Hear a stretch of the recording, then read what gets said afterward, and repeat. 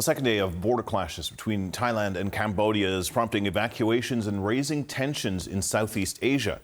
The Thai military says fighting resumed early Friday morning with an exchange of small arms fire, heavy weaponry, and artillery.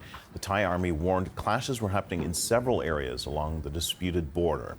I want to go live to Hong Kong now, and CNN's Christy Liu Stout. So, Christy, this conflict continues to escalate. Take us through the latest.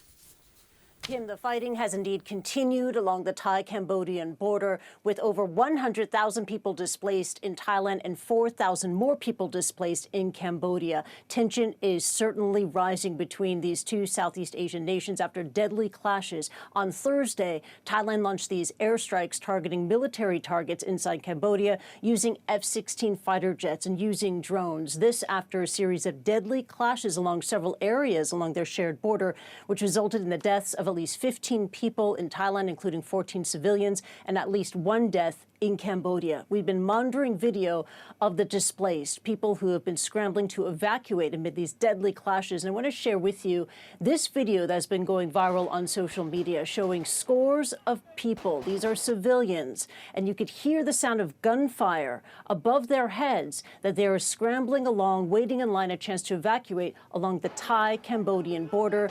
Thai Border Patrol Police are also there. They're present on site. Now, we know that the Thai military has responded to these deadly clashes with air power, with F-16 fighter jets, as well as drones. And let's bring up this video for you, which shows the examples of the drones that the Thai military is using. In this case, they're dropping it on a munitions cache in Cambodia. We also heard from the Cambodian military today accusing Thailand of using banned cluster bombs. And we're awaiting confirmation on that allegation. Now, villagers on both sides of the border are very afraid for their lives. And I want you to listen to this account from a 45-year-old mother of four who lives in Cambodia, who witnessed one of these clashes. Watch this. It was about 8 o'clock this morning. Suddenly I heard a loud noise. My son told me it might be thunder, and I thought, is it thunder or is it loud, more like a gun? At that time, I was very scared. Now, Thailand and Cambodia, they have a long and very complicated relationship, one built on both rivalry and cooperation. They have a shared land border that's some 800 kilometers long that has been a source of military friction, as we've seen in the last couple of days, and also a political upheaval. Back to you. Oh, I appreciate those updates. Christy Liu Stout, thanks so much. I want to bring in now Thitinan Pongsudhirak, professor of political science at Chulalongkorn University. He joins us live from Bangkok, Thailand at this hour. Professor, thank you so much for taking time and helping us better understand this growing conflict. Thank you. Professor, I'm wondering if you could add some broader context to these tensions between Thailand and Cambodia. In your view, as we've just heard, is the situation likely going to get worse before it gets any better? Well, today there will be a pause. I think Cambodia has launched a motion with the United Nations Security Council, so the UNSC will have a discussion about this conflict now, and we will see escalation after this or de-escalation. I think there's a dire need now for some kind of a outside mediation or facilitation, coordination of some kind, because both sides are locked into this conflict and it's getting violent. I think yesterday the escalation with the airstrikes, and also the Cambodians also have been firing artillery rounds and using the BM-21 rockets. So both sides are going at it, looking for mediation. The situation goes back, many years. I mean, you can say it's a 1,000-year conflict, dispute, or 100 years. Both sides, Cambodians and Thais, feel resentful of history. Thais think that the French took some land from Thailand, gave to Cambodia. Cambodians think that this is their civilization from a long, long time ago, and ultimately this is their land. So that's the basis of it. But then the tit for tat, I think, started from about May 28. There was a small gunfight that claimed a life of a Cambodian soldier. Had that been addressed and investigated, I think this could have been preempted. On the Thai side, very weak government, acting prime minister, acting defense minister. On the Cambodian side, also a lot of incentive to divert and deflect problems at home to this conflict. You mentioned the word mediation, Professor, just now. I wonder if we could just pivot to that and any potential mediation opportunities here.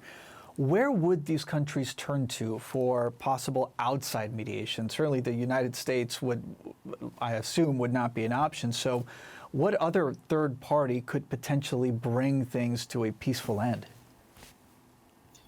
We have to remember that this flare-up is not unprecedented. You know, in 2003, there was a burning of the Thai embassy in Phnom Penh, so Cambodians got on a nationalist frenzy. In 2011, there's also a border clash that resulted in 20 lives lost, civilians and military.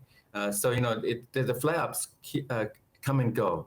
This time, I think, unlike 2011, ASEAN has not played a big role. Normally, ASEAN, the Association of Southeast Asian Nations, comprising the member states of Southeast Asia, would have some kind of a role facilitation.